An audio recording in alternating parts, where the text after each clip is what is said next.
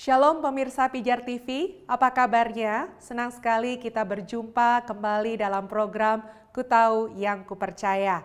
Anda adalah pemirsa setia dan kiranya terus mengikuti setiap episode yang ada di mana tayangan kami sudah menampilkan banyak sekali pembahasan yang tentunya memberkati Anda sekalian. Dan hari ini kita masih dalam pembahasan mengenai Alkitab, tetapi kita akan masuk lebih jauh lagi mengenai kanonisasi. Nah, apa itu kanonisasi? Perlu kita ketahui pemirsa bahwa Alkitab kita terdiri dari 66 kitab. Apakah memang hanya 66 kitab daripada mulanya ditulis oleh orang-orang yang menulis Alkitab? Kita ketahui bahwa ada kitab-kitab lain yang tidak masuk ke dalam 66 kitab itu. Kenapakah gerangan? Nah, pada episode hari ini semua itu akan dibahas. Tetap bersama hambanya, Pendeta Esra Soru. Untuk itu pastikan Anda tidak kemana-mana dan tetaplah bersama kami dalam program Ku Tahu Yang Kupercaya.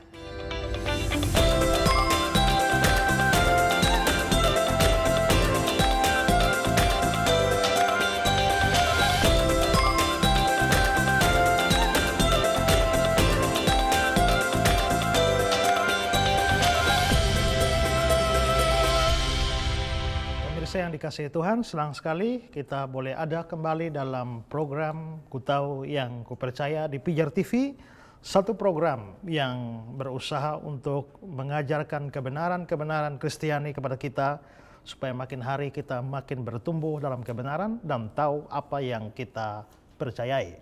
Dan kita sudah belajar banyak hal dan ada pada satu pembahasan yang panjang soal doktrin Alkitab.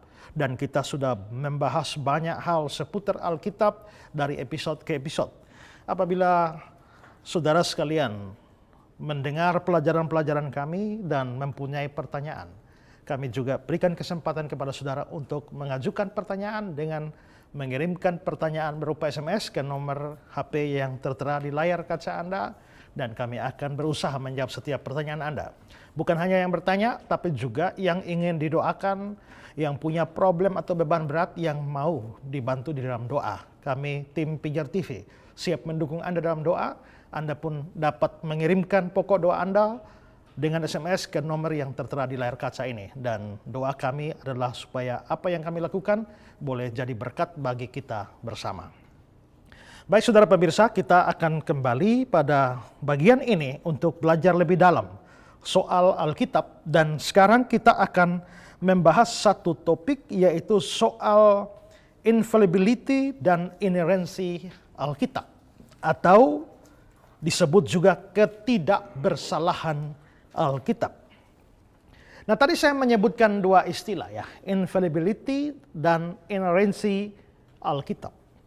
Dua kata ini seringkali diterjemahkan ke bahasa Indonesia menjadi satu kata saja, yaitu ketidakbersalahan Alkitab. Tapi sebenarnya dua kata ini punya makna yang berbeda, ya.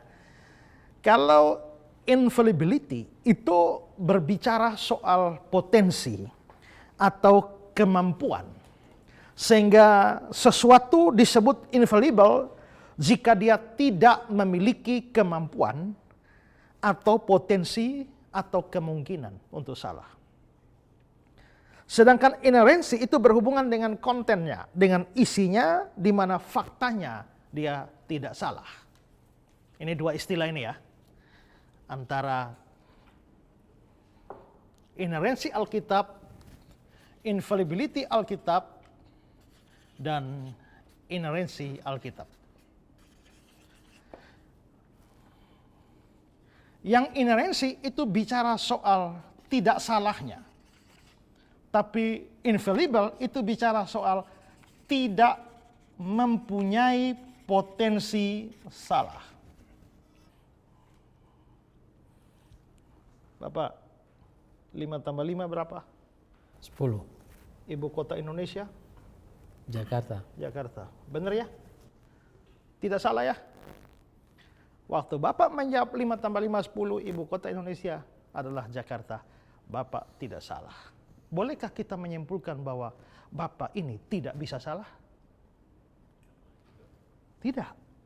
Dalam hal itu Bapak tidak salah, tapi Bapak tetap merupakan orang yang bisa salah. Berarti waktu Bapak menjawab 5 tambah 5, 10, ibu kota Indonesia adalah Jakarta, Bapak ineren. Tapi kalau tanya pertanyaan lain, Bapak bisa salah. Berarti Bapak ineren tapi tidak infallible.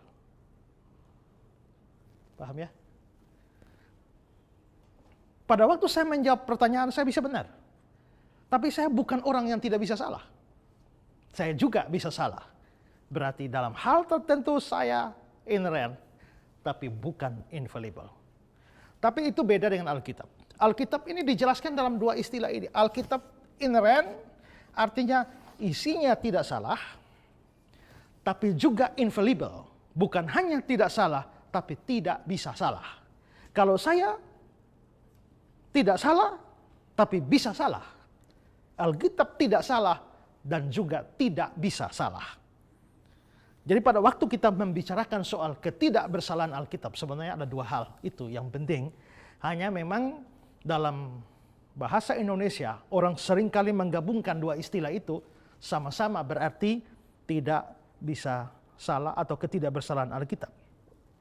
Nah, soal ketidakbersalahan Alkitab ini saya mau mengutip kata-kata dari E.G. Young. Dia mengatakan begini, dengan istilah ini kami memaksudkan bahwa Alkitab memiliki kualitas kebebasan dari salah. Kitab-kitab tersebut bebas dari kemungkinan untuk melakukan kesalahan dan tidak mampu untuk bersalah. Dalam seluruh ajarannya, kitab tersebut sempurna sesuai dengan kebenaran. Nah, apa yang dikatakan Yang itu menjelaskan dua istilah yang tadi saya sudah jelaskan, yaitu inerensi dan infallible.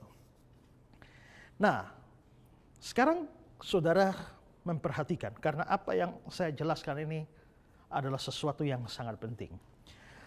Pada waktu kita membicarakan soal ketidakbersalahan Alkitab, sebenarnya kita mau mengatakan bahwa Alkitab itu tidak salah dalam autografnya. Saya mau menjelaskan ini lebih dulu. Misalnya saudara ya, Musa menulis kitab Kejadian. Musa menggunakan kertas tertentu pada zamannya, 1500 sebelum Masehi. Ditulis tangan Musa sendiri. Pada waktu Musa menulis ini, asli dari Musa, ini namanya autograf. Pada waktu Injil Lukas menulis, dan hasil tulisan Lukas asli itu disebut autograf. Paulus menulis, yang asli itu disebut autograf. Tapi setelah Paulus tulis, ada orang menyalin dari Paulus. Nah, yang salinan itu kan bukan naskah asli. Yang salinan itu disebut manuskrip.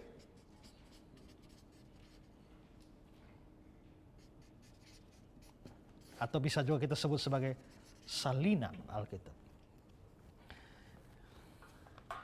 Yang mengetik di sini itu saya. Ini autograf saya. Autograf ini saya serahkan ke Bapak. Lalu Bapak salin. Pada waktu Bapak salin, maka salinan Bapak itu yang sudah Bapak pegang itu namanya manuskrip. Sedangkan yang ini namanya autograf. Jadi autograf menunjuk pada yang asli. Sedangkan salinan-salinan itu disebut manuskrip. Ya. Nah, pada waktu kita membicarakan soal ketidakbersalahan Alkitab, maka ketidakbersalahan Alkitab itu menyangkut autograf dan bukan manuskrip.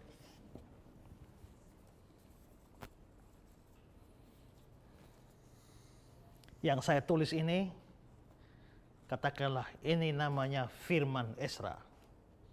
Ya. Lalu Bapak ngambil firman Ezra ini, tulisan saya ini, Bapak salin. Bapak salin dari saya bisa salah? Bisa. Maka Bapak salin bisa salah, orang lain salin dari Bapak bisa salah. Maka manuskrip memang bisa salah. Tapi autograf tidak mungkin salah. Kita mempunyai banyak manuskrip. Jadi misalnya ini dari Paulus, autografnya. Nanti si A nulis dari Paulus salin, satu manuskrip. Datang orang berikut salin lagi manuskrip kedua. Dari sini salin lagi manuskrip ketiga. Ini terus, ini. Maka manuskrip jadi banyak. Ya, manuskrip jadi banyak. Manuskrip ini itu bisa salah. Salah salin. Kalau fotokopi, pasti tidak salah. Tapi kalau salin tangan, itu memungkinkan terjadi kesalahan. Karena itu pada waktu kita mengatakan Alkitab tidak mengandung kesalahan atau tidak mempunyai potensi untuk salah, yang kita maksudkan adalah autograf ini dan bukan manuskripnya. Ya. Nah, sekarang autograf ada di mana? Nggak ada lagi, hancur. Yang tangan pertama dari Musa itu sudah tidak ada.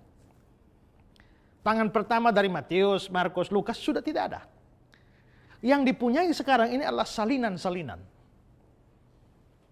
Salinan-salinan. Sedangkan autografnya itu menjadi hancur. Nah, tadi saya bilang bahwa manuskrip ini bisa mengandung kesalahan. Itu dibuktikan dengan ada perbedaan antara manuskrip yang satu dengan manuskrip yang lain yang kita punya. Ya. Ini nih gambarnya ya. Ini manuskrip. Jadi manuskripnya banyak. Sementara autografnya sudah hilang, hancur.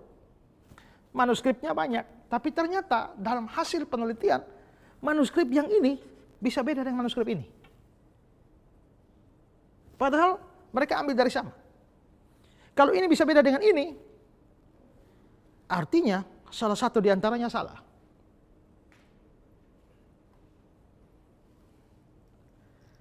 Misalnya,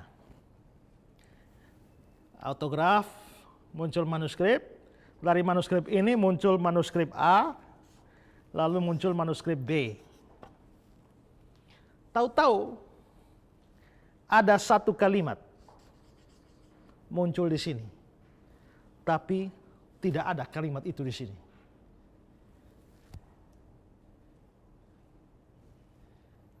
Kira-kira kok ada kalimat di sini? Di sini tidak ada. Manuskrip A mengandung kalimat ini, manuskrip B tidak mengandung kalimat ini. Kira-kira mana yang salah?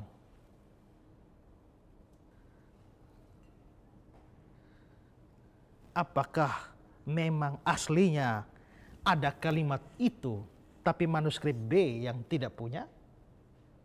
Atau aslinya memang tidak punya, tapi A ketambahan kalimat satu?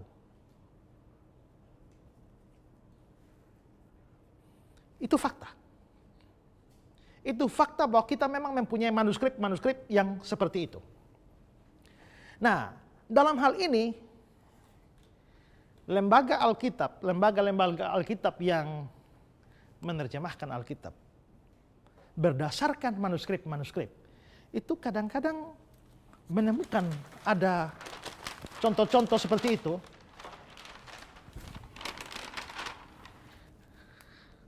Di manuskrip A ada kalimat ini, di manuskrip B tidak punya kalimat ini. Padahal ayatnya sama. Ya, teksnya sama.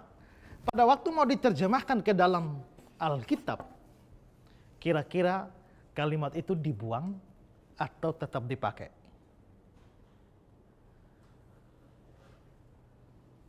Ya. Kalau dibuang dan ternyata itu ada benar, kita telah membuang firman.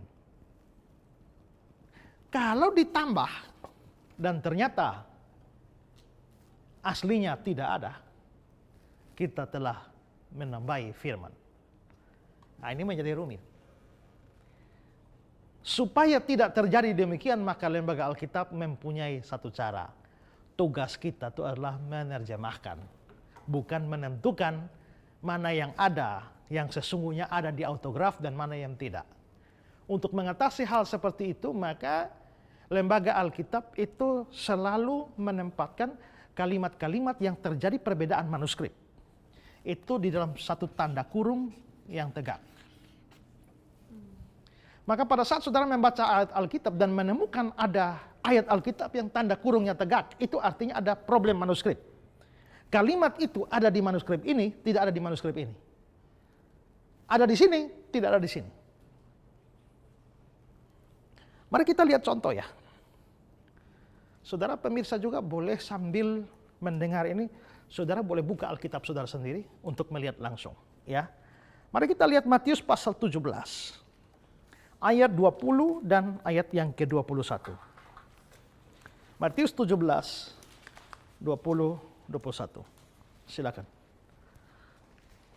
Ia berkata kepada mereka, karena kamu kurang percaya, sebab aku berkata kepadamu, sesungguhnya sekiranya kamu mempunyai iman sebesar biji sesawi saja, kamu dapat berkata kepada gunung ini, pindah dari tempat ini ke sana, maka gunung ini akan pindah, dan takkan ada yang mustahil bagimu. Jenis ini tidak dapat diusir kecuali dengan berdoa dan berpuasa. Lihat di Alkitab saudara, ada tanda kurung kan? Ada tanda kurung tegak. Mengapa itu diberi tanda kurung tegak? Karena kalimat jenis ini tidak dapat diusir kecuali dengan berdoa dan berpuasa. Itu ada di manuskrip A, tidak ada di manuskrip B.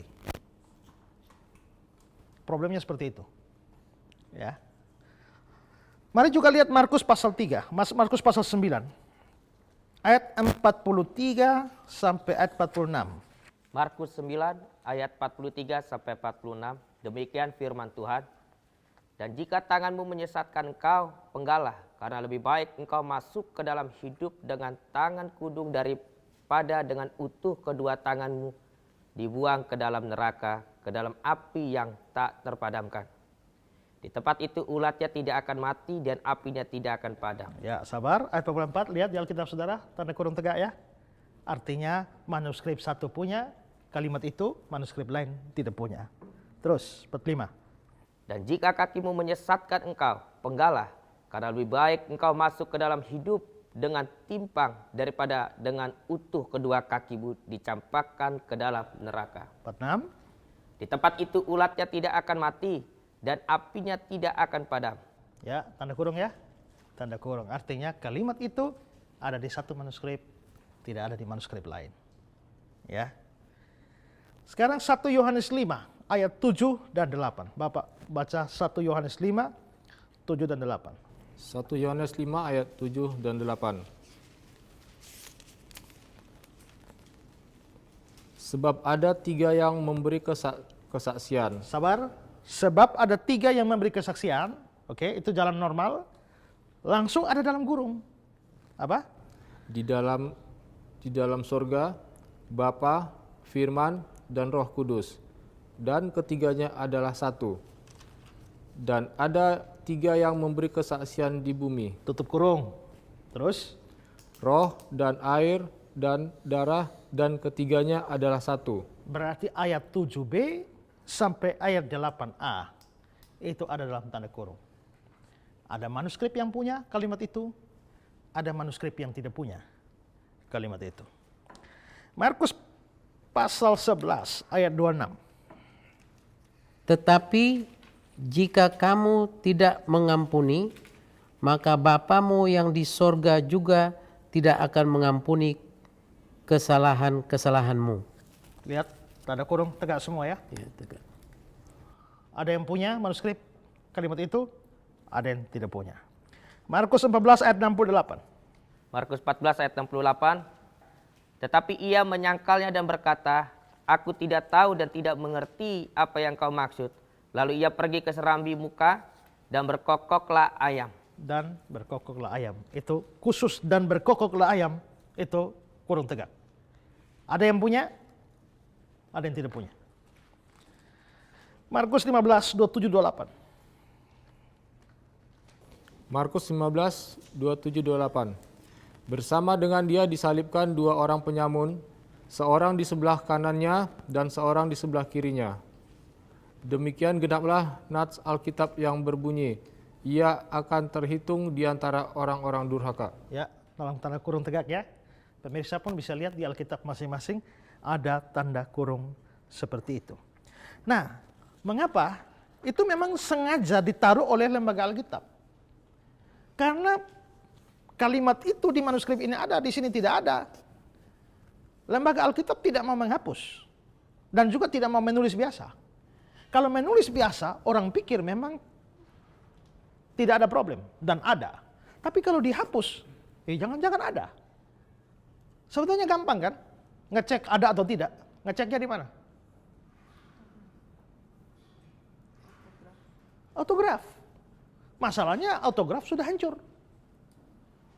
Kita tidak punya autograf lagi. Hancur. Nah, karena itulah maka dibuatlah tanda kurung tegak itu untuk membedakan atau memberi informasi pada kita bahwa memang ada problem-problem manuskrip. Nah, apakah berarti kita tidak bisa mengetahui sebenarnya ada atau tidak? Nah, disitulah para pakar Alkitab itu dan juga para peneliti Alkitab itu memberikan beberapa hal. Misalnya gini ya, manuskrip A, manuskrip B, manuskrip A punya, manuskrip B tidak punya. Nah, aturannya begini, antara manuskrip A dan manuskrip B ini mana lebih tua?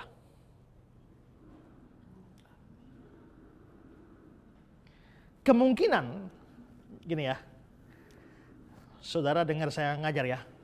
Saya ngajar seperti ini, Bapak dengar yang saya omong, Ibu dengar yang saya omong. Tahun depan, Bapak bilang sama orang, Pak Esra bilang dia lahir di Kupang. Tahun depan. 20 tahun ke depan, Ibu bilang, Pak Esra bilang dia lahir di Mataram. Kira-kira mana di antara dua ini yang lebih dapat dipercaya? Kenapa? Karena jarak dengan saya dekat. Hanya 1 tahun. Tapi jarak dengan ibu 20 tahun. Kemungkinan makin banyaknya jarak membuat kemungkinan ibu benar lebih kecil daripada yang dekat. Maka ini salinan satu, manuskrip A, ini manuskrip B. Kelihatannya manuskrip yang lebih tua. Lebih tua ini kan diukur dari para pembaca. Ya, maka Pak punya jarak dengan saya itu hanya lebih dekat itu. Maka itu manuskrip tua. Ibu punya manuskrip muda. Kemungkinan manuskrip tua itu lebih dapat diterima daripada manuskrip muda. Lalu, contoh kedua adalah, saudara semua dengar saya ngajar. Terus, baca manuskripnya ibu, Pak Esra lahir di Mataram. Manuskrip Mataram, hanya 1 Kupang. Mana yang diterima? Mataram atau Kupang? Kenapa? Mayoritas ini. Kemungkinan satu salah lebih kecil daripada semua salah, banyak salah. Ya. Nah, itu adalah problem-problem manuskrip. Saya tahu bahwa ada orang-orang yang mengatakan bahwa yang kita punya saat ini tidak ada salah sama sekali. Itu memang tulus. Tapi kurang cocok dengan problem-problem manuskrip yang kita gumulkan saat ini. Ya. Alkitab kita sekarang itu diterjemahkan dari manuskrip. Nah, kita bilang manuskrip tadi itu bisa salah. Yang tak bisa salah sama sekali, tidak punya potensi salah, itu adalah autografnya. Ya. Jadi dari sini sampai titik ini saya jelaskan dulu bahwa manuskrip memang bisa salah, yang tak salah adalah autograf. Paham semua? Ada yang mau bertanya? Pak, mau nanya Pak. Ya. Saat ini kita tidak punya salinan yang asli Pak ya. Terus Jangan bilang salinan yang asli. Namanya salinan itu tidak asli. Kita tidak punya yang asli. Kitab yang asli. Yang autograf. Autograf. Ya. Terus kenapa bisa hancur gitu maksudnya? Ini apa bukan jadi nilai minus dari keimanan kita ini? Kenapa bisa hancur? Karena kemarin dalam episode-episode sebelumnya saya sudah jelaskan bahan-bahan tulis yang dipakai. Bahan tulis yang dipakai yang paling umum itu adalah papirus. Dan papirus itu dibuat dari rumput bulu halus yang ada di Syria, Mesir. Kalau diproses kira-kira bentuknya, saudara pernah lihat pohon pisang dan di pelepahnya itu ada kulit-kulitnya yang sudah kering, yang coklat, modelnya kayak begitu. Hanya lebih kuat dikit. Nah, bayangkan bahwa Alkitab kita ini sudah dari ribuan tahun, mana mungkin itu masih aman selama ribuan tahun di papirus. Itu mudah hancur. Jadi yang menyebabkan kita kehilangan autograf itu adalah bahan tulisnya. Itu hancur. Tapi jangan bilang, ini nilai minus. Tidak ada kitab suci kuno manapun termasuk agama dan sekuler hari ini masih punya autograf. Tidak ada, semua tidak ada. Semua hancur, semua yang dipunya itu adalah salinan-salinan. Mau kitab suci agama apa saja. Termasuk Al-Quran pun. Itu yang dipunyai sekarang itu adalah dari manuskrip, bukan dari autograf. Ya. Kitab suci, kitab Iliad karangan Homer, tulisan-tulisan Julius Caesar, tulisannya tokoh-tokoh filsafat seperti Plato, Aristoteles, semua yang ada itu hanya dari manuskrip. Tidak ada punya autograf. Jadi kalau mau dibilang nilai minus, minus dari mana? Kecuali yang lain punya autograf. Semua tidak punya. Tapi nanti akan saya jelaskan keunggulan kita itu ada di mana. Ya. Tapi pokoknya di sini adalah bahwa dengan hancurnya autograf itu bukan nilai minus. Karena semua dokumen, baik kitab suci agama maupun juga yang sekuler-sekuler, tulisan-tulisan dulu tidak ada satupun yang punya autograf lagi. Ini buat ribuan tahun. Ya, ribuan tahun. Oke.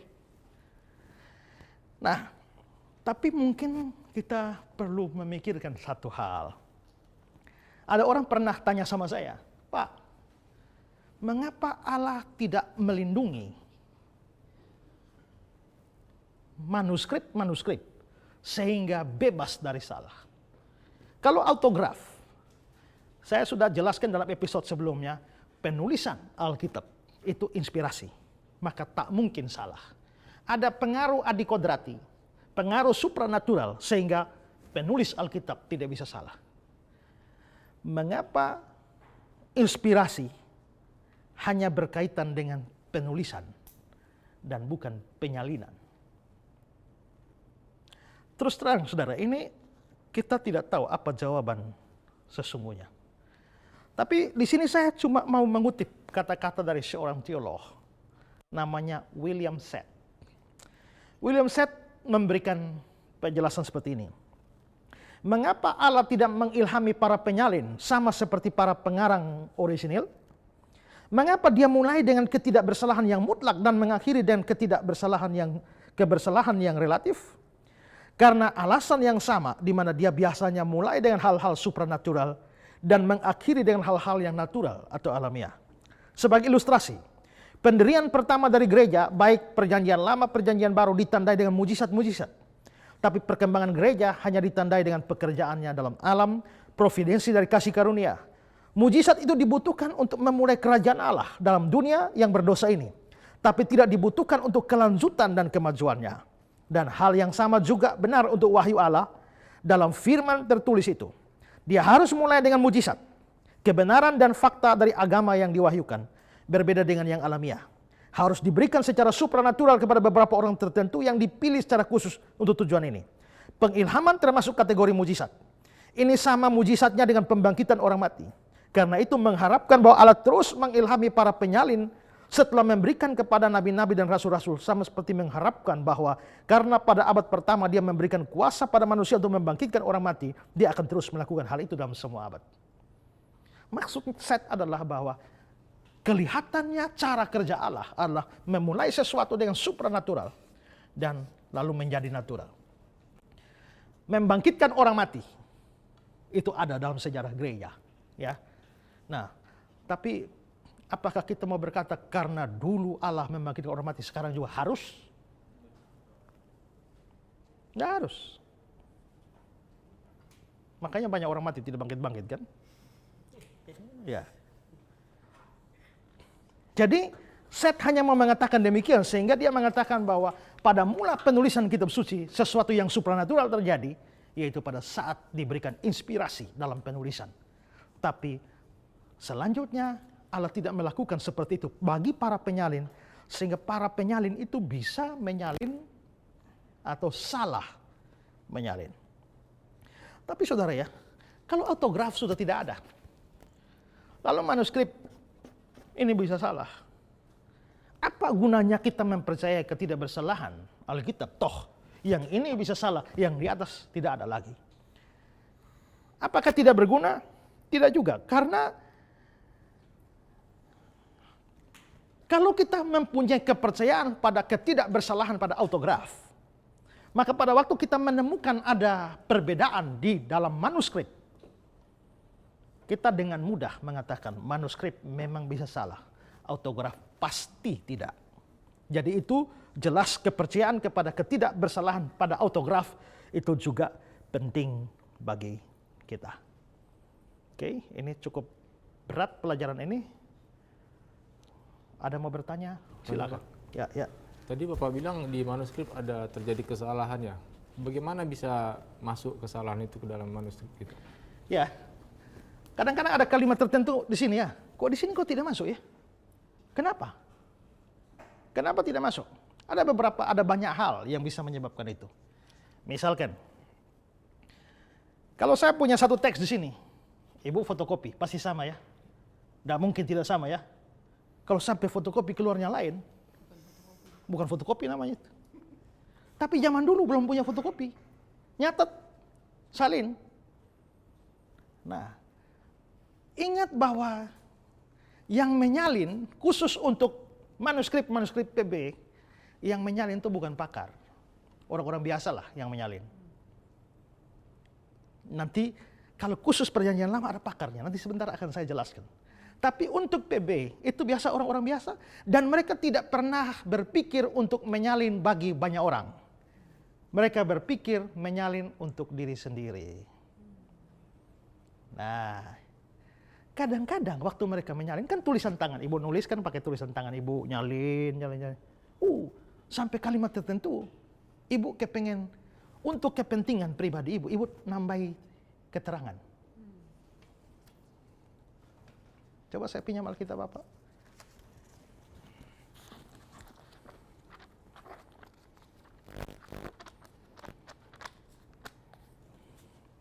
Tidak ada. Bersih. Ada Alkitab tertentu punya orang yang rajin membaca. Biasanya mereka baca satu ayat ditambah satu kalimat. Ini kan bagus nih ya. Ditambah. Ditambah itu tidak berencana menambah Alkitab. Menambah keterangan untuk diri sendiri. Supaya waktu dia baca, dia ngerti. Nah, waktu ibu nyalin ya. Sebab ada 3 yang beri kesaksian di surga. Ayatnya cuma bilang begitu. Tapi ibu nafsir. Yang 3 beri kesaksian di surga siapa? Ini pasti Bapa, Anak, Roh Kudus ini. Lalu ibu tambah di sebelah. Bapa, Anak, Roh Kudus. Untuk kepentingan ibu.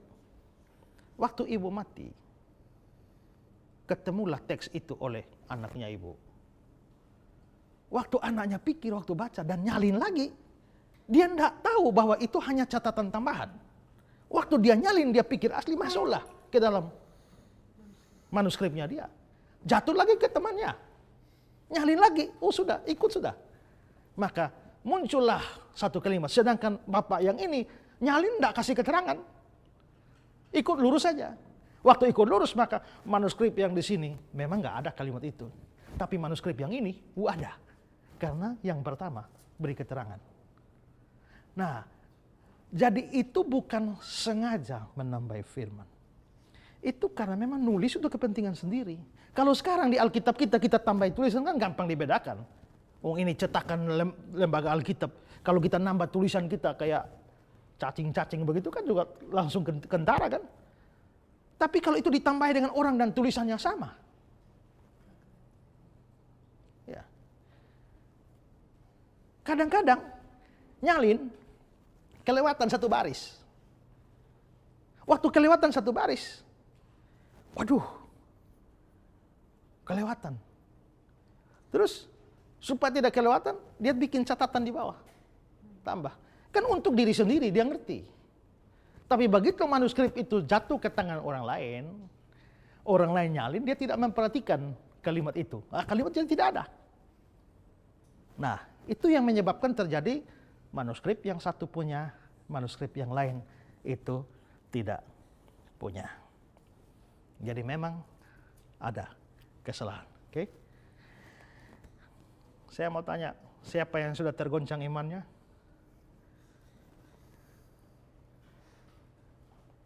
Pemirsa juga mungkin mendengar hal ini. Saudara jadi bingung. Tapi ingat, ini bukan ajaran liberal. Orang liberal memang tidak percaya Alkitab firman Allah dan anggap semua punya salah.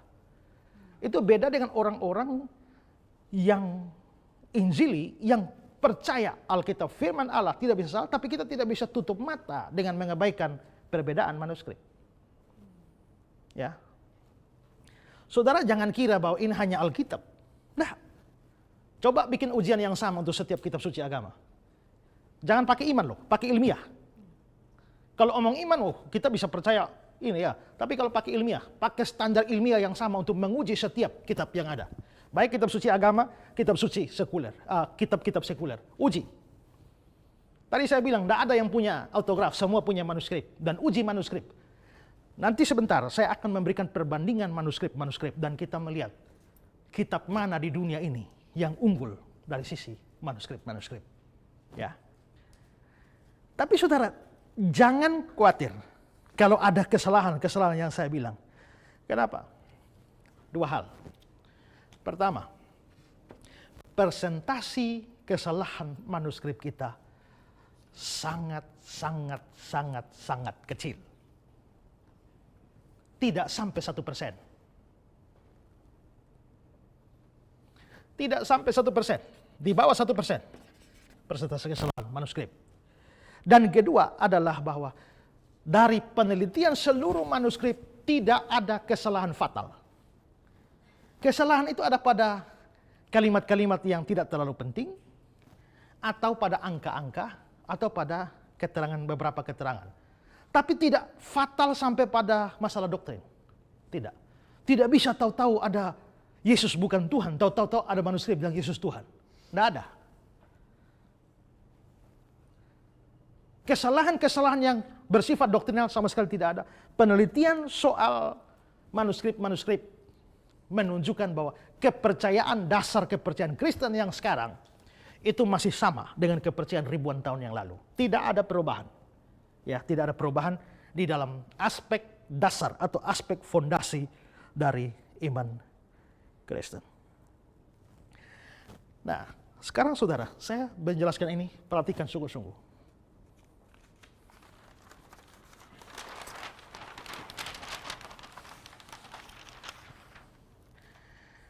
Saudara, mari kita bicara di bawah tahun 1945. Sebelum tahun 1945, kita kan yang naskah asli, autograf tidak ada ya. Kita punya salinan. Salinan tertua kita. Saya mungkin perlu jelaskan dulu apa yang dimasukkan dengan salinan tertua atau salinan muda.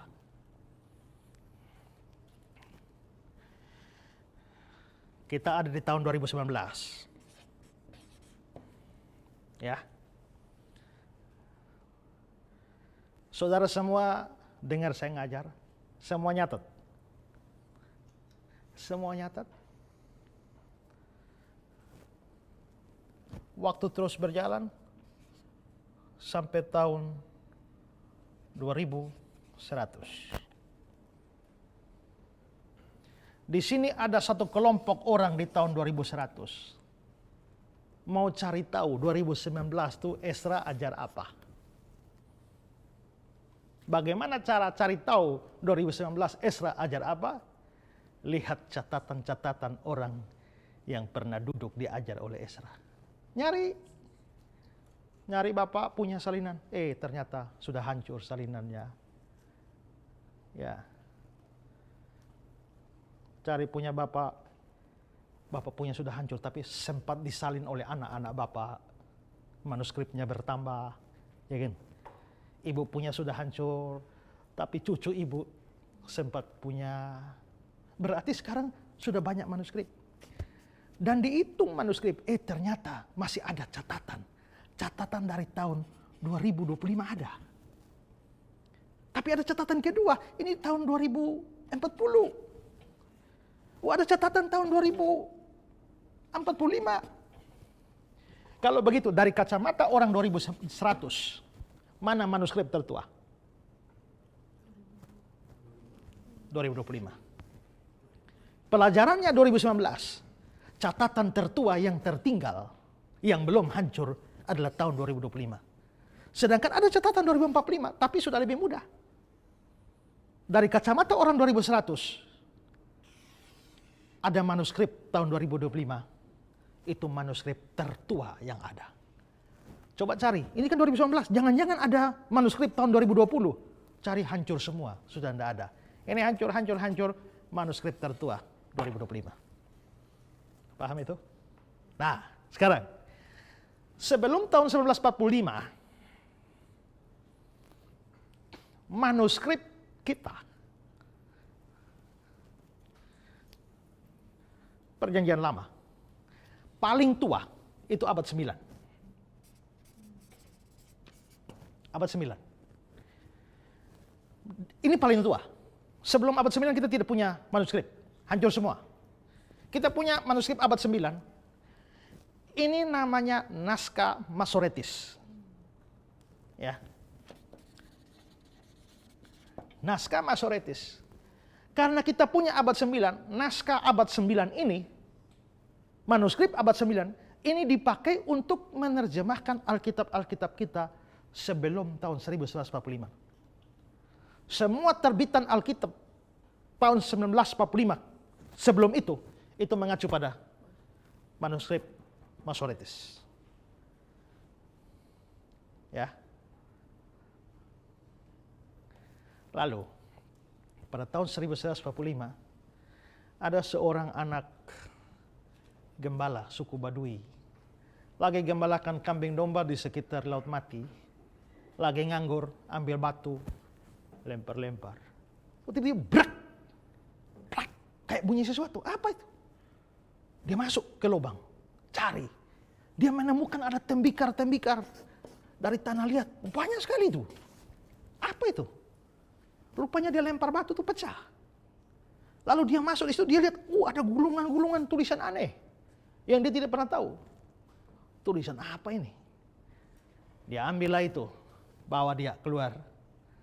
Begitu dia bawa keluar, beredarlah dia jual ke pasar bebas.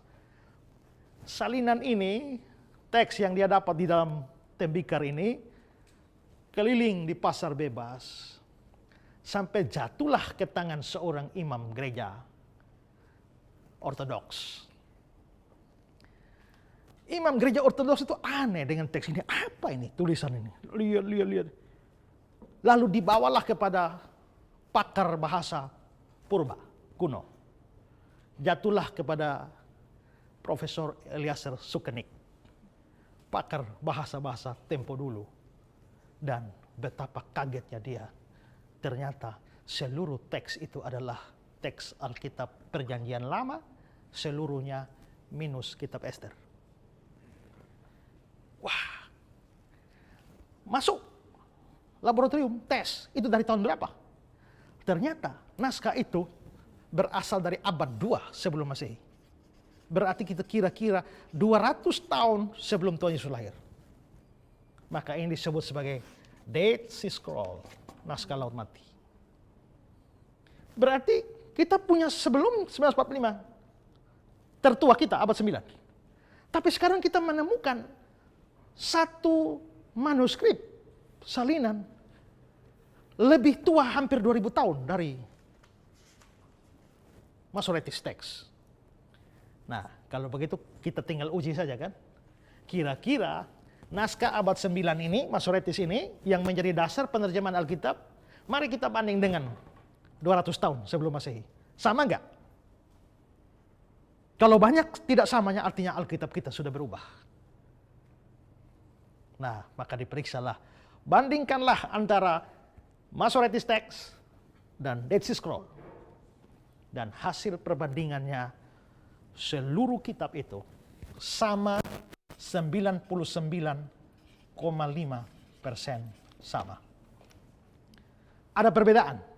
Perbedaannya 0,1%. Kenapa bisa beda 0,1%? Karena ada yang robek. Kalau saudara salin dari saya, kalau utuh begini kan salin bagus itu. Tapi kalau robek, ada apa di situ? Kalau teman misalnya ibu ya, ibu mau ambil salinan dari saya. Lalu Esra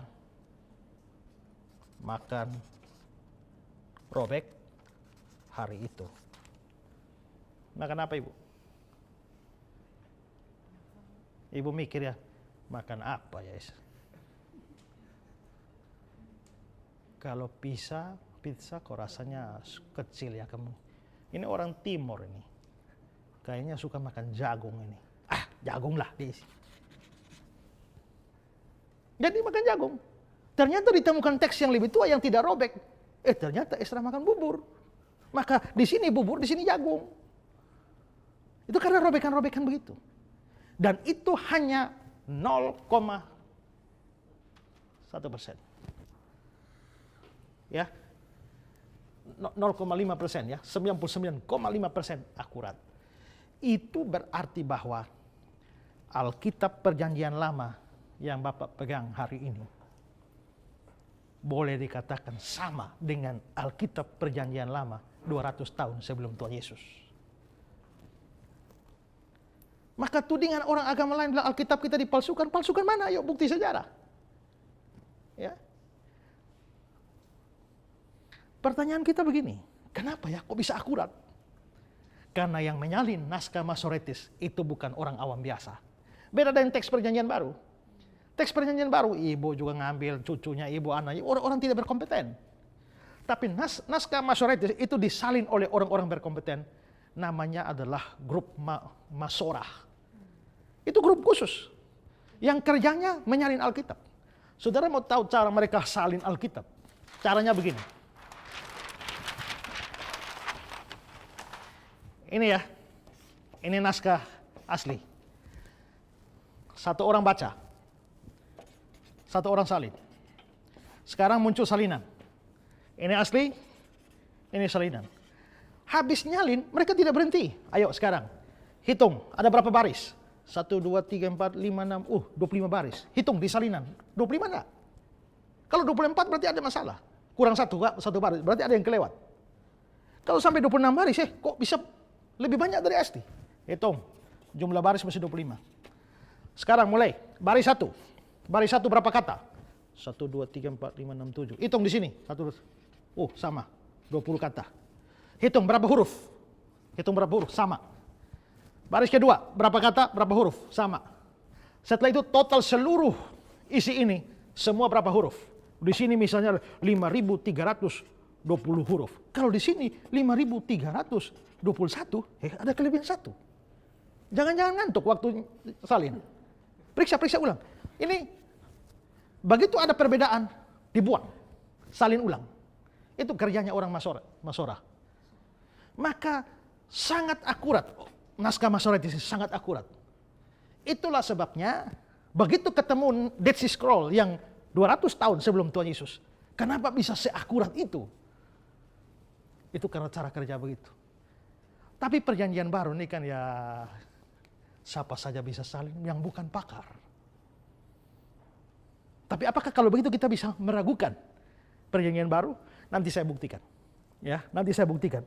Karena itu saudara-saudara ya, kalau saya mengajarkan bahwa kita punya problem dengan manuskrip, jangan buru-buru ragu bahwa, wah kalau begitu iman kita tidak bisa dipercaya. Tidak. Terbukti, kalau saudara berkesempatan pergi ke Israel, saudara boleh kunjungi Museum Israel. Minta lihat Dead Sea Scroll. Gulungan kitab Yesaya ada di sana. Ya, dan juga kitab-kitab yang lain. Luar biasa bahwa apa yang tercatat dalam kitab kita masih sama dengan 200 tahun sebelum Tuhan Yesus. Maka kita bersyukur bahwa orang mengatakan bahwa penemuan naskah Laut Mati itu adalah penemuan terbesar di abad modern. Dan saya kira Tuhan bekerja di sana untuk menunjukkan bahwa firman-Nya selama ribuan, 2000 lebih tahun itu tidak mengalami perubahan yang berarti selain daripada hal-hal yang remeh, hal-hal yang kecil. Ya. Saya berikan satu kutipan dari Eastman Family Encyclopedia of the Bible. Selama 250 tahun terakhir ini, banyak ahli-ahli yang teliti telah bekerja keras memastikan bahwa kita memiliki perjanjian baru yang sedekat mungkin dengan apa yang ditulis secara orisinil oleh para pengarangnya. Sedikit daerah-daerah keraguan-raguan yang tertinggal hanyalah persoalan kecil tentang penyusunan kata. Tapi tidak ada pertanyaan-pertanyaan ini yang menimbulkan keraguan apapun tentang arti dasar dari perjanjian baru. Bahkan tentang perjanjian baru. Perbedaan-perbedaan kecil. Tidak merubah ajaran. Maka kita boleh katakan, jikalau hari ini kita percaya A, orang Kristen perdana 2000 tahun lalu juga sama dengan kepercayaan kita sekarang. Ya. Karena itu adalah salah bahwa kita menganggap bahwa Alkitab kita sudah tidak bisa dipercaya. Ada problem, kita harus jujur, ada problem. Tapi tetap layak dipercaya dengan tingkat keakuratan yang begitu besar. Itulah sebabnya kita untuk bisa mempelajari Alkitab, ini kan kadang-kadang terjemahan-terjemahan juga mengacu kepada manuskrip berbeda. Mudah bagi kita untuk bisa melihat perbedaan-perbedaan itu, maka punya Alkitab kalau bisa lebih dari satu terjemahan.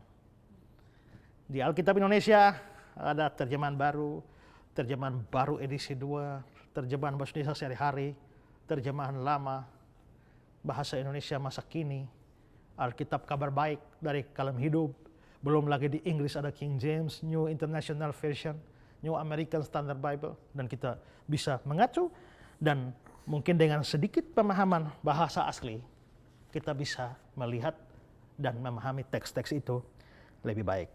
Ya. Nah, karena itu saudara ya,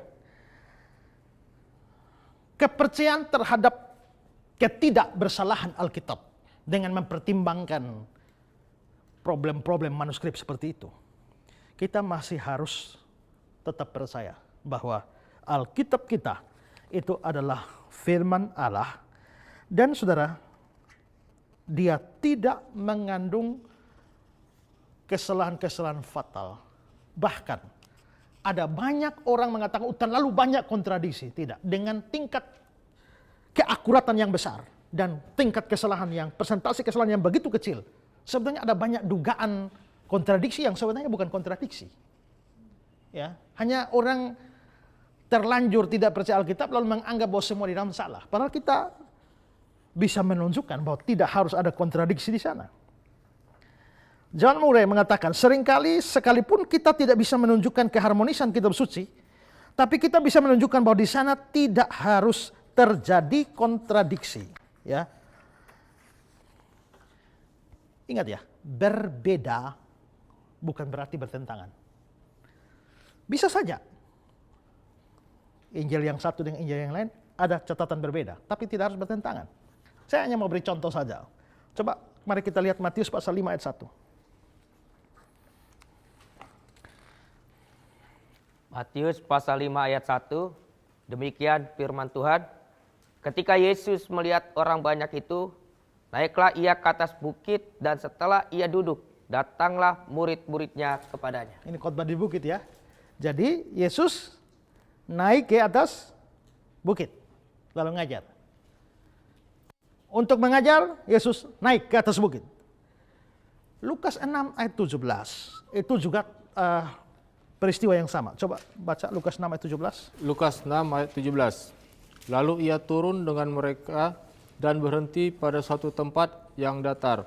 Di situ berkumpul sejumlah besar dari murid-muridnya dan banyak orang lain yang datang dari seluruh Yudea dan dari Yerusalem dan dari daerah pantai Tirus dan Sidon. Nanti mereka diajar. Menurut Matius 5 ayat 1 tadi, naiklah ke atas bukit. Jadi untuk mengajar Yesus naik. Kalau menurut punya Bapak tadi? Lalu turunlah mereka dan berhenti di tempat datar. Jadi sebenarnya Yesus ngajarnya naik atau turun? Seringkali orang baca begini, nah ini Alkitab salah. Ini bilang naik, ini bilang turun. Ada orang yang kritikus Alkitab yang kurang kerjaan, suka cari yang begitu-begitu untuk membuktikan Alkitab salah. Sebenarnya kita mungkin tidak tahu persis, tapi itu tidak harus kontradiksi. Tidak harus salah satu salah. Karena yang satu bilang naik, yang satu bilang turun. Seorang penafsir mengatakan bahwa Yesus bisa saja gini ya. Di gunung ini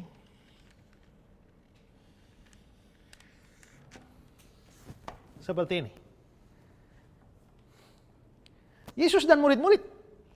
Ini kan tanah datar di sini. Yesus dan murid-murid naik ke gunung ini. Matius lihat dari sini dan mengatakan Yesus naik ke gunung untuk ngajar.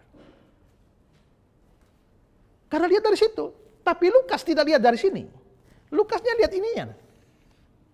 Maka dia lihat dari sini. Kan tadi Yesus dari sini turun ke sini. Maka ini dia turun ke tempat datar. Jadi tergantung dari mana lihat. Yang satu lihat dari sini, dia bilang, oh naik ke gunung. Memang di gunung, di bukit. Tapi yang satu hanya lihat naik dari sini, di sini agak satu tempat datar, turun dari sini. Jadi turun. Maka satu naik, satu turun. Tidak harus bertentangan. Ya, tidak harus bertentangan satu dengan yang lain. Karena itu pada waktu kita menjumpai ada perbedaan-perbedaan, jangan buru-buru mengatakan ini pasti salah satu nih. Tidak. Ya. Kita akui ada kesalahan manuskrip, tapi ada terlalu banyak perbedaan yang sebenarnya bukan kontradiksi yang kita bisa jawab. Nah, ini kira-kira penjelasan soal hal ini. Saya akan melanjutkan dengan pembahasan yang lebih lagi. Tapi apabila apa yang saya sampaikan ini membuat atau memunculkan pertanyaan dalam pikiran saudara, saudara pemirsa di rumah juga, kami beri kesempatan untuk bertanya. Silakan kirimkan pertanyaan saudara ke nomor SMS yang ada di layar kaca ini. Kami pasti akan menjawab pertanyaan saudara. Juga yang punya beban doa, boleh kirim beban doa saudara ke nomor yang sama, dan ada tim yang akan berdoa juga bagi saudara. Nah, saya sudah jelaskan soal problem-problem manuskrip dalam rangka berbicara soal ketidakbersalahan Alkitab. Nah, sekarang saya mau mengajak kita untuk memikirkan sebenarnya apa dasar dari inerrancy of the Bible. Apa dasar dari ketidakbersalahan Alkitab itu? Dasar pertama adalah kita percaya Alkitab adalah firman Allah. Kalau Alkitab adalah firman Allah, Allah tak mungkin bisa salah. Salah ini yang nyalin. Tapi Alkitab datang adalah firman Allah. Kalau itu firman Allah, maka itu tidak bisa salah. Menyalahkan isi Alkitab yang bukan salinan kita adalah sama dengan menyalahkan Allah, bahwa Allah bisa salah. Ingat, Allah Maha Kuasa. Allah Maha Kuasa, dia bisa menjaga penulisnya sehingga tidak salah, dan juga sebelum dia memberikan inspirasinya, dia telah bekerja di dalam para penulis, mempersiapkan mereka sehingga mereka pada akhirnya dapat menulis firman-Nya dengan cara atau dengan akurat, dengan cara-cara yang benar. Nah, karena itu saudara-saudara, kita dari dasar-dasar itu, Allah Maha Kuasa, Allah mempersiapkan para penulis, maka kita harus percaya bahwa kitab suci memang tidak mengandung kesalahan di dalam autografnya. juga selain itu kita berpikir ya, bahwa di dalam banyak ayat Alkitab itu ada larangan untuk nambah, larangan untuk mengurangi ya. Kita sudah lihat di dalam Wahyu. Ada juga Ulangan 4 ayat 2, Ulangan 12 ayat 32, Amsal 30 ayat 6. Itu semua adalah ayat-ayat yang melarang kita menambahi Alkitab. Kalau Alkitab itu ada salahnya, mengapa sampai ada larangan untuk ditambahi atau dikurangi? Karena itu bagi saya, sekalipun ada problem manuskrip, tapi kita harus tetap mempunyai kepercayaan tentang inerrancy of the Bible. Apa pentingnya ini? Pentingnya ini adalah kalau saya percaya bahwa Alkitab, autograf, tidak ada salahnya, waktu bertemu problem, saya akan berusaha untuk mencari alasan yang harmonis untuk itu. Tapi kalau saya sudah bergerak dengan asumsi tidak percaya Alkitab, atau menganggap Alkitab salah, orang mempunyai pemikiran dasar begitu, dia akan ketemu banyak salah. Kalau Bapak percaya, ini bukan firman, ini banyak salah nih. Coba buka. Begitu buka, Bapak pasti ketemu salahnya banyak. Tapi kalau Bapak percaya ini Alkitab firman Allah, Allah menjamin firmannya, waktu Bapak ketemu baca-baca, Bapak akan ketemu banyak kebenaran. Itu penting. Orang yang tidak percaya Alkitab firman Allah dengan mudah mengatakan bahwa ini salah, ini salah, ini salah. Saya mau kasih contoh saja ya. Saya banyak ditanya soal Yudas mati. Dengan cara apa? Coba baca Matius 27 ayat 5. Maka ia pun melemparkan uang perak itu ke dalam bait suci, lalu pergi dari situ dan menggantung diri. Ya, ini bicara soal Yudas. Yudas pergi dari situ dan menggantung diri. Berarti Yudas mati gantung diri. Ya. Lalu coba lihat Kisah Rasul 1 ayat 18. Kisah Rasul 1 ayat 18, demikian firman Tuhan. Yudas ini telah membeli sebidang tanah dengan upah kejahatannya. Lalu ia jatuh terkelungkup dan perutnya terbelah sehingga semua isi perutnya tertumpah keluar. Nah, menurut Kisah 1 ayat 18, Yudas ini jatuh tertelungkup dan isi perutnya keluar.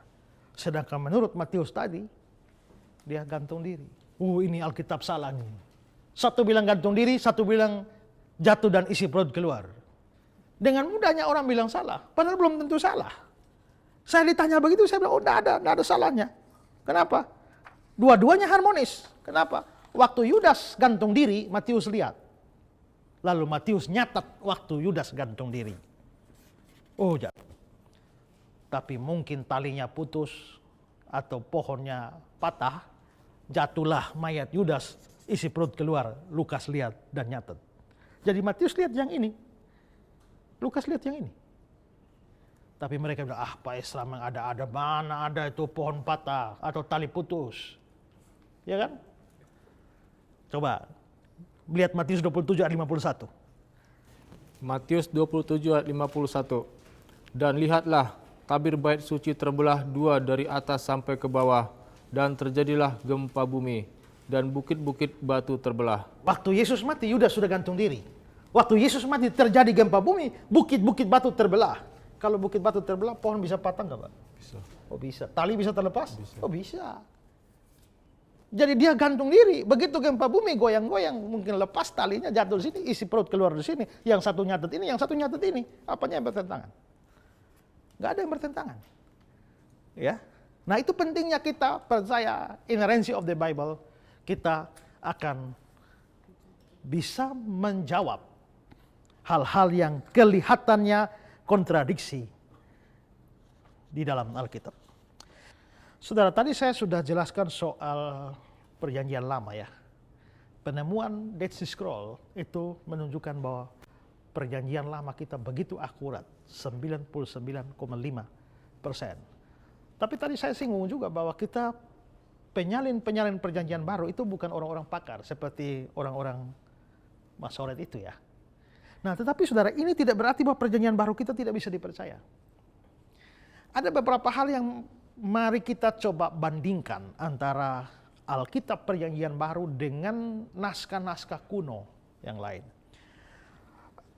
Saya perlu memberikan penjelasan sedikit beberapa hal penting. Pertama adalah kapan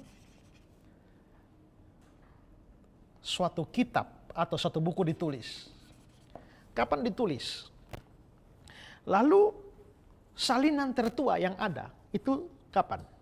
Itu yang tadi sudah saya jelaskan soal salinan tertua.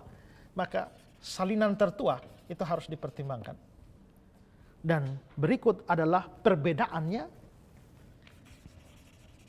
Perbedaan antara masa ditulis dengan salinan tertua. Berapa tahun? Dan jumlah manuskrip. Ya, mari kita coba bandingkan. Ada satu tulisan terkenal, Iliad karangan Homer. Iliad karangan Homer ini, Homer menulisnya dari tahun 800 sebelum Masehi. 800 tahun sebelum Yesus lahir. Iliad sudah bikin, ditulisnya. Homer sudah menulis Iliad ini. Dan saudara-saudara, tapi naskah tertua kapan? Ya, naskah tertua yang ada itu adalah dari tahun 400 sebelum Masehi. Ditulis tahun 800. Naskah tertua yang ada sampai hari ini 400 sebelum Masehi. Berarti ada berapa jarak? 400 tahun. Bayangkan, 400 tahun dari naskah. Makin jauh kan makin sulit dipercaya kan? Makin dekat ke sini kan lebih dipercaya. Ini 400 tahun jaraknya. Tapi berapa jumlah manuskrip salinan yang dipunyai Iliad? Itu ada 643 salinan. Cukup banyak ya. Salinan yang tertinggal sampai hari ini 643. Lalu ada sejarah tulisan Herodotus. Ini Iliad. Tulisan Herodotus. Filsafat, ahli filsuf Yunani ya.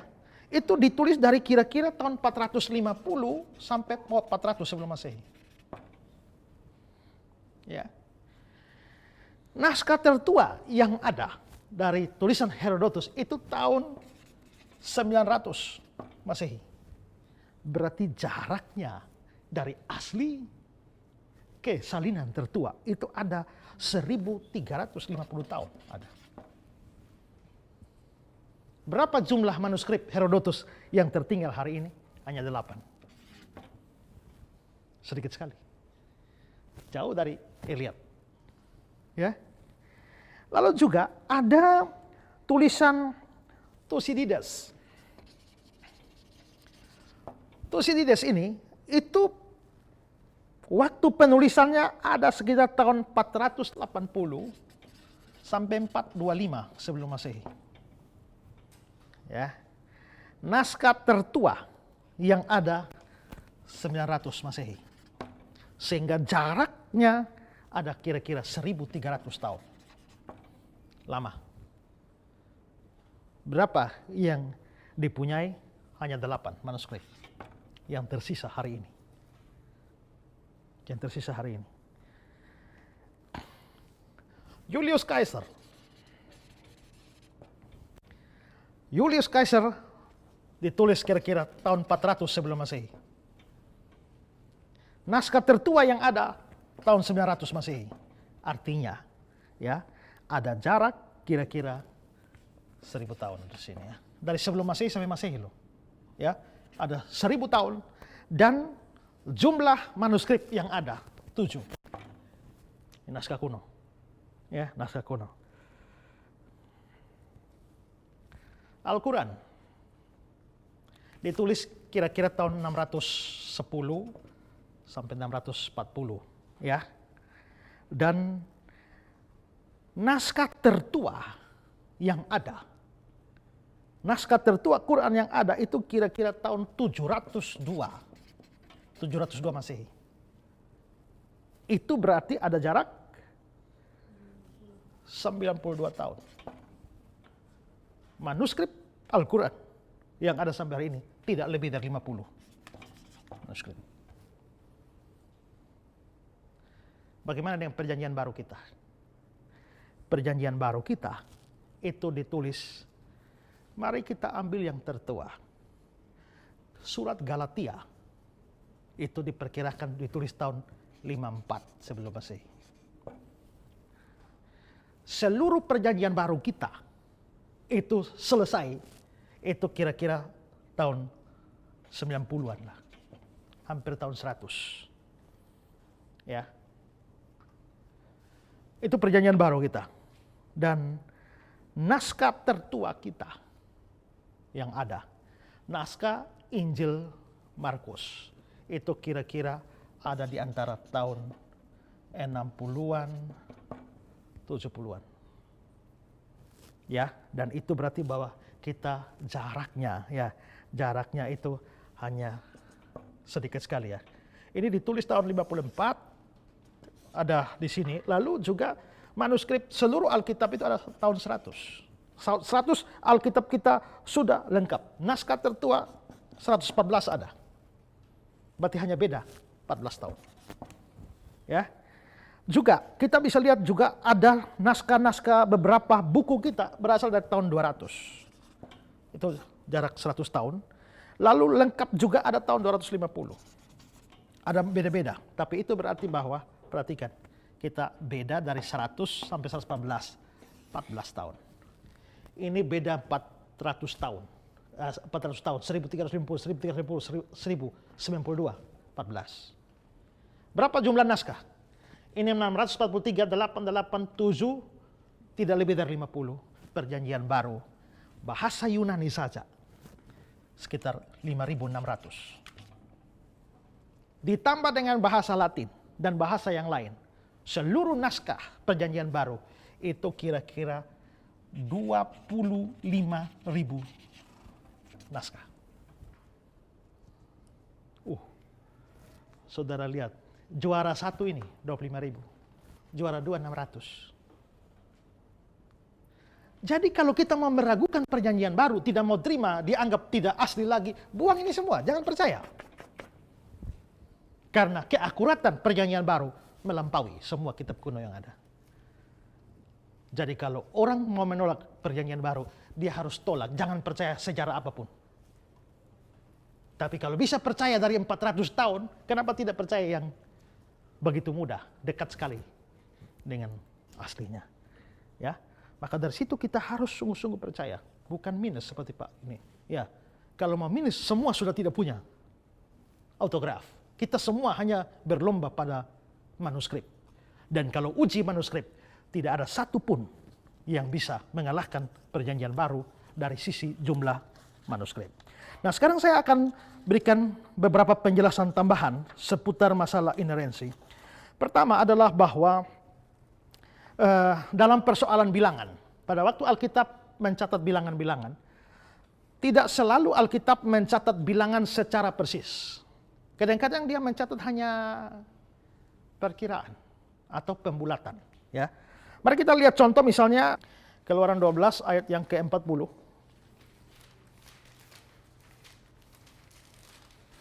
Lamanya orang Israel diam di Mesir adalah 430 tahun. 430 tahun. Berapa lama di Mesir?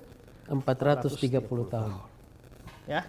Coba lihat Kejadian 15 ayat 13.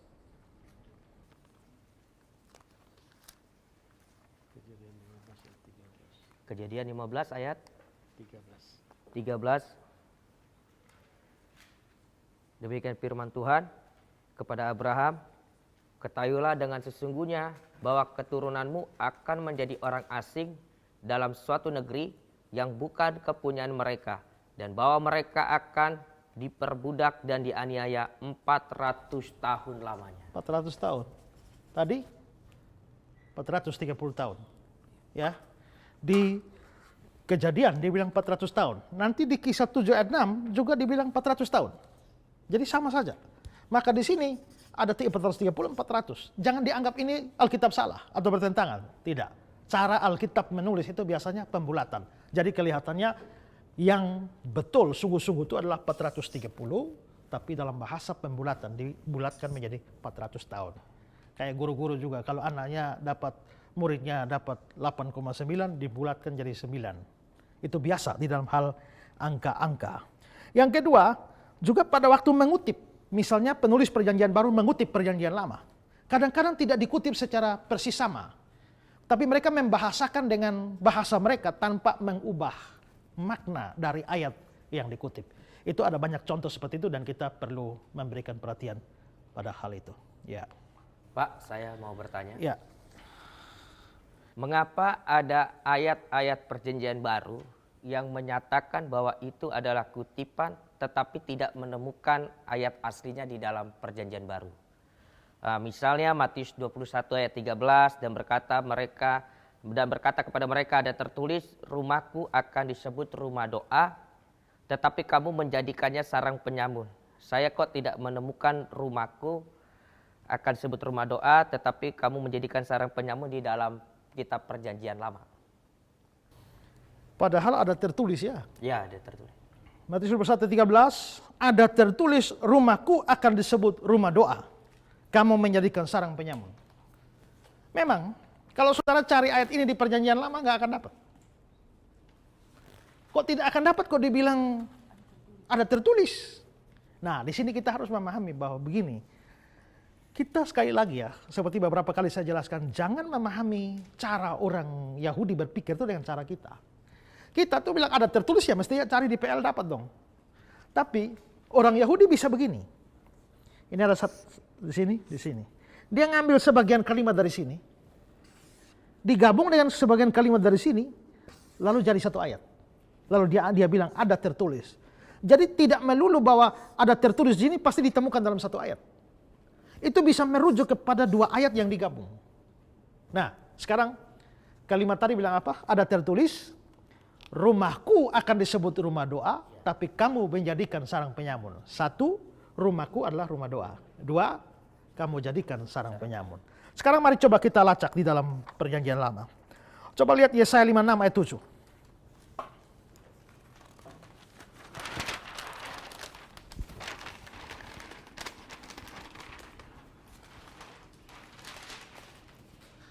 Yesaya 56 ayat 7. Yesaya 56 ayat 7, demikian firman Tuhan, mereka akan kubawa ke gunungku yang kudus dan akan kuberikan kesukaan di rumah doaku. Aku akan berkenan kepada korban-korban bakaran dan korban-korban sembelihan mereka yang dipersembahkan di atas mezbahku. Sebab rumahku akan disebut rumah doa bagi segala bangsa. Rumahku disebut rumah doa. Tidak ada sarang penyamun ya? Enggak ada. Berarti rumah doa ambil dari sini. Gak ada sarang penyamun. Lalu sekarang coba lihat Yeremia 7 ayat 11.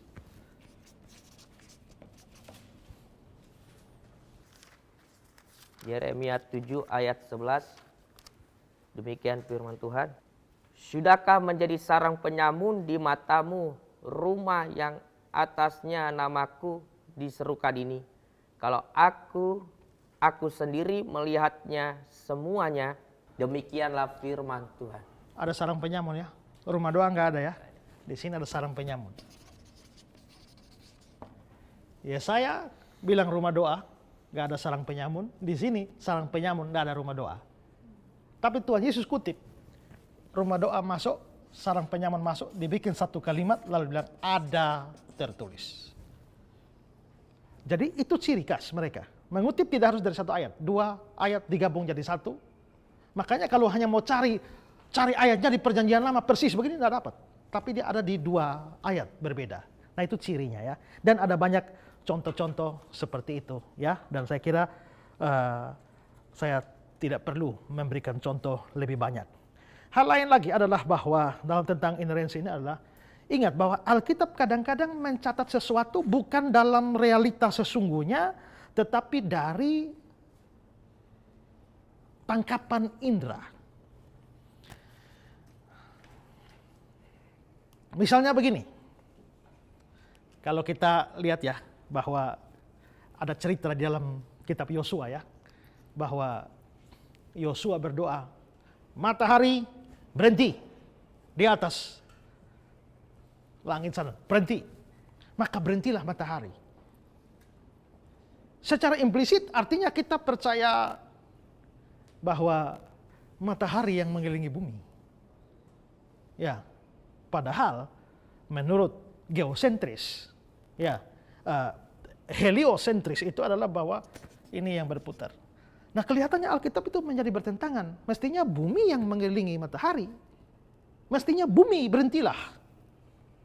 Tapi justru dibilang matahari berhenti.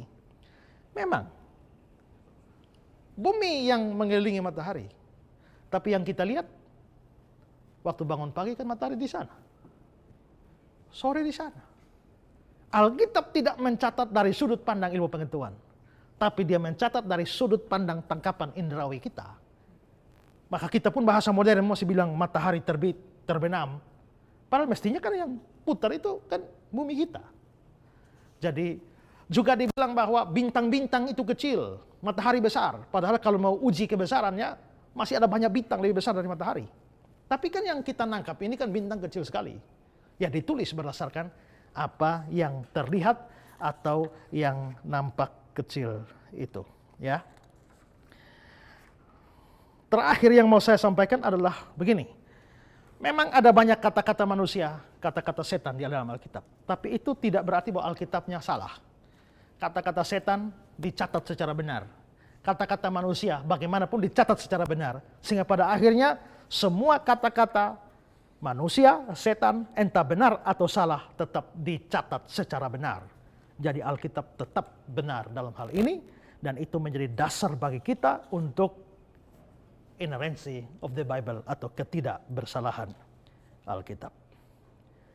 Ya. Ada pertanyaan, Pak? Ya. Dalam hal kontradiksi yang tercatat di Injil Matius dan Lukas, khususnya Matius 20 ayat 29 sampai 30, lalu Lukas 18 ayat yang ke-35, di situ Matius menyebutkan Yesus keluar dari Yeriko, sementara Lukas menyebutkan bahwa hampir tiba di Yeriko. Pada bagian lain, Matius juga mengatakan ada 2 orang buta, sementara Lukas mengatakan hanya 1 orang buta. Mohon penjelasan, Pak. Ya, kita lihat ya, Matius 20 ayat 29-30 ya. Dan ketika Yesus dan murid-muridnya keluar dari Yeriko, keluar ya, orang banyak berbondong-bondong mengikuti dia, ada 2 orang buta. Ini menurut Matius. Keluar dari Yeriko, ada 2 orang buta. Kalau Lukas 18 ayat 25, waktu Yesus hampir tiba di Yeriko, ini berarti baru mau masuk ini. Hampir tiba. Ada seorang buta. Jadi kelihatannya ada 2 perbedaan. Ini bilang keluar dari Yeriko, ini hampir tiba. Ini 2 orang buta, ini 1 orang buta. Apakah bertentangan? Tidak. Orang mudah lihat, ini mau keluar, ini mau masuk, ini bertentangan. Tidak. Karena orang tidak memahami situasi di sana. Karena di sana sebenarnya Yeriko itu ada 2. Ada Yeriko lama yang hancur, tapi belakangan dibangun satu kota Yeriko yang baru, tapi tidak persis sama di tempatnya. Maka Yeriko baru itu ada di sini. Nah, kelihatannya Yesus dari sini mau ke sini. Maka dilihat dari sini, dia mau keluar. Dilihat dari Yeriko lama, Yesus mau keluar. Dilihat dari Yeriko baru, dia baru mau masuk. Jadi sudut pandang membedakan. Kalau di sini ada 2 orang, di sini 1 orang juga tidak bertentangan itu. Sekarang saya ketemu saudara berapa orang? 1, 2, 3, 4, 5. Oh banyak nih ya. Pak nama siapa? Eka. Pak Eka. Saya ketemu saudara banyak semua. Kalau besok saya ketemu orang, saya bilang, kemarin saya ketemu ada ini banyak orang. Lalu saya ketemu orang sana, kemarin saya ketemu Pak Eka. Benar enggak? Benar. Kecuali saya bilang, kemarin saya hanya ketemu Pak Eka, itu baru salah. Tapi saya tidak mengatakan bahwa saya hanya ketemu dia. Saya mengatakan saya ketemu dia. Kalau di sini Yesus ketemu 2 orang buta, di sini ketemu 1. Karena mungkin Lukas hanya mementingkan ada 1 orang buta yang menyolok, dia hanya mau catat 1. Itu bukan bertentangan sama sekali. Ya, jadi itu hanya perbedaan, tapi tidak bertentangan. Oke, masih ada lagi? Pak, saya mau tanya Pak Pendeta tentang pernyataan Bapak waktu misalnya menyerang pengajaran dan menyebut nama orangnya. Bukankah Tuhan mengajar kita mestinya kita mengasihi orangnya dan membenci dosanya? Dan kalau menyebut nama, bukankah itu membangkitkan amarah? Tetapi bukankah kita harus membawa kedamaian untuk semua orang? Ini pertanyaan saja. Kita benci ajaran tapi mengasihi orang. Apakah menyebut orang harus berarti membenci dia? Dari mana kita membuat kesimpulan bahwa kalau saya sebut orangnya pasti benci dia, dan kalau tidak sebut pasti tidak benci? Saya bisa menyebut tanpa membenci. Tapi Anda bisa tidak menyebut tapi benci. Jadi menurut saya tidak bisa diukur dari benci atau tidak benci hanya dari sekedar mengatakan bahwa si A mengajarkan begini-begini dan seterusnya. Dan menurut saya sudah ajarkan sebelumnya bahwa dasar kita Alkitab. Kalau Alkitab membenarkan, jangan ada yang menyalahkan. Kalau Alkitab menyalahkan, jangan ada yang membenarkan. Kalau begitu saya bertanya, apakah ada ayat yang melarang kita menyebut nama orang waktu kita bahas ajarannya? Kalau ada, berikanlah larangan itu. Tidak ada. Tapi apakah ada ayat yang mendukung bahwa waktu kita membahas seseorang atau ajaran, kita sebut namanya? Mari kita buka Alkitab kita. Coba Bapak lihat 1 Timotius 1 ayat 20. 1 Timotius 1 ayat 20. 1 Timotius 1 ayat 20. Demikian firman Tuhan. Di antaranya Hymenaeus dan Alexander yang telah kuserahkan kepada iblis supaya jera mereka menghujat. Hymenaeus, Alexander. Paulus bicara dalam suratnya sebut nama mereka. Lalu coba lihat lagi 2 Timotius 3 ayat 8. Sama seperti Yanes dan Yambres menentang Musa, demikian juga mereka menentang kebenaran. Akal mereka bobrok dan iman mereka tidak tahan uji. Paulus jelas menyebut nama. Jadi kalau menyebut nama pasti salah dan benci, saudara harus menganggap Paulus juga menyebut nama dan benci. Tapi apakah kita bisa menyimpulkan demikian? Tidak. Seringkali kalau saya membahas ajaran orang-orang tertentu menyebut nama, orang bilang, jangan menghakimi, jangan menghakimi, jangan menghakimi. Apakah kita boleh menghakimi, Ibu? Boleh enggak? Oke, coba Bapak baca Yohanes 7:24. Yohanes 7 ayat 24. 24. Janganlah menghakimi menurut apa yang nampak, tetapi hakimilah dengan adil. Boleh menghakimi? Asal adil, Pak. Asal adil. Ya. Yang salah kalau menghakimi tidak adil. Berarti boleh dong menghakimi, asal adil. Lah bagaimana adil? Kalau saya tidak tahu apa yang Bapak omong, Bapak ajarkan hanya sepotong, saya bisa sesat kau. Itu artinya saya menghakimi, tapi menghakimi tidak adil. Tapi kalau Bapak menulis buku dan saya baca buku Bapak semua sudah periksa-periksa, wah ini orang benar-benar sesat. Itu namanya menghakimi, tapi menghakimi secara adil setelah menunjukkan dalil-dalil. Setelah menunjukkan apa Bapak ajarkan, dibandingkan dengan Alkitab, Bapak sesat. Itu menghakimi dengan adil. Tapi kalau tidak tahu apa-apa, semua dianggap sesat. Nah itu baru menghakimi tidak adil. Banyak orang Kristen hanya tahu jangan menghakimi, tapi mereka tidak baca ini Yohanes 7:24. Ya. Nah itu masalahnya yang seringkali terjadi. Nah satu hal juga ya perlu dipikirkan ya, bahwa ini misalnya ya, kita tinggal sama-sama di satu kota, ibu jual bakso, jual bakso, jual bakso, jual bakso, jual bakso. Saya tahu bahwa bapak ini jual bakso ada racun. Dan saya bilang ke anak saya, nak, kamu kalau makan bakso tuh hati-hati ya. Ada salah satu orang di sini yang baksonya beracun.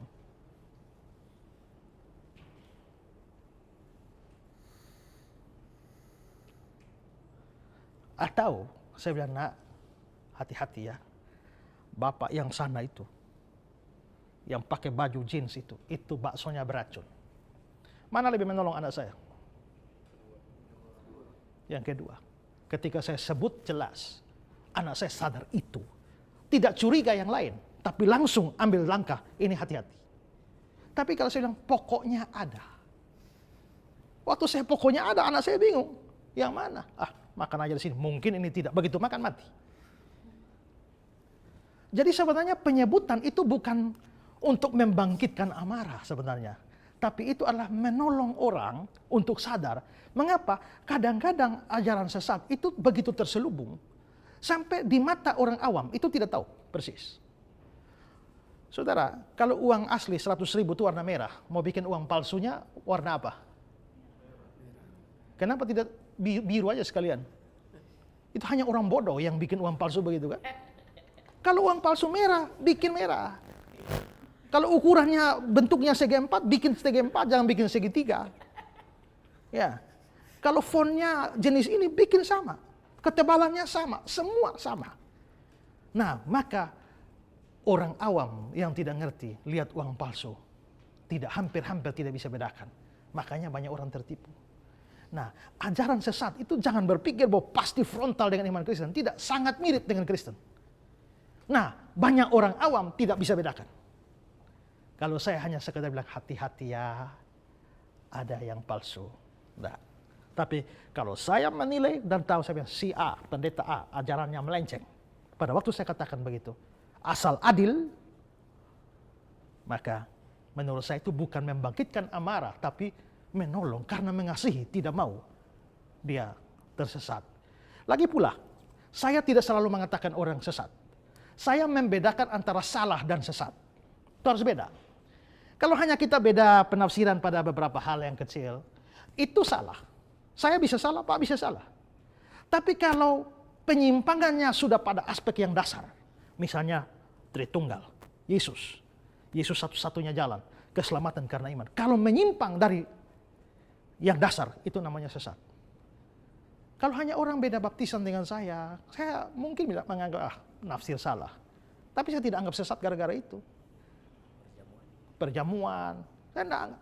Tapi kalau saya bilang Yesus satu-satunya jalan, dan apabila ada jalan lain, ini sesat. Ya. Nah, karena itu, karena kaburnya, samar-samarnya itu, maka seringkali saya menyebutkan orang bukan dalam rangka membenci orang, bukan dalam rangka membangkitkan amarah, tapi mengasihi banyak jemaat supaya mereka sadar dan lebih waspada. Saya juga terbuka. Kalau ada orang merasa saya salah, silakan. Sebutkan nama saya lah. Kalau sebutkan nama saya, ya pasti saya tanggapi juga. Tapi buktikanlah dari Alkitab bahwa saya salah. Bukan hanya rasa-rasanya. Kalau ada orang yang bisa membuktikan ajaran saya menyimpang dari Alkitab dan betul, saya akan akui saya salah. Ya, kita bukan manusia yang sempurna yang tidak bisa salah. Masing-masing harus bertanggung jawab terhadap ajarannya, tapi ujilah segala sesuatu dari Alkitab. Ya. Baik pemirsa sekalian, kita sudah menyelesaikan episode kali ini yang membahas soal ketidakbersalahan Alkitab. Dan kami bersyukur bahwa semua ini boleh jadi berkat pemahaman pengertian bagi kita. Saudara pemirsa, acara seperti ini memberkati banyak orang.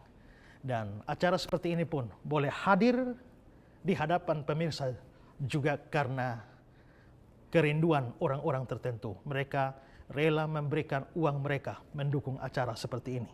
Dan acara-acara seperti ini membutuhkan pembiayaan yang banyak. Dan kalau saudara rindu supaya acara ini terus ada, memberkati saudara secara pribadi, memberkati banyak orang, jutaan orang lewat program ini, saudara bisa mengirimkan bantuan keuangan saudara ke nomor rekening yang tertera di layar kaca ini, dan uang saudara dapat berguna bagi penyebaran firman Tuhan lewat Pijar TV dan secara khusus program Ku Tahu Yang Ku Percaya. Tuhan memberkati saudara, salam terang bagi Indonesia.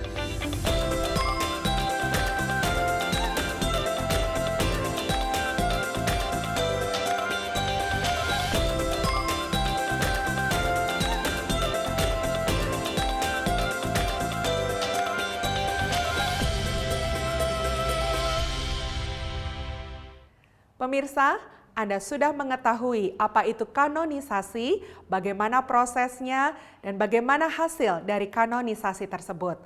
Dan kita akan terus membahas mengenai hal ini berkaitan dengan Alkitab pada episode yang selanjutnya.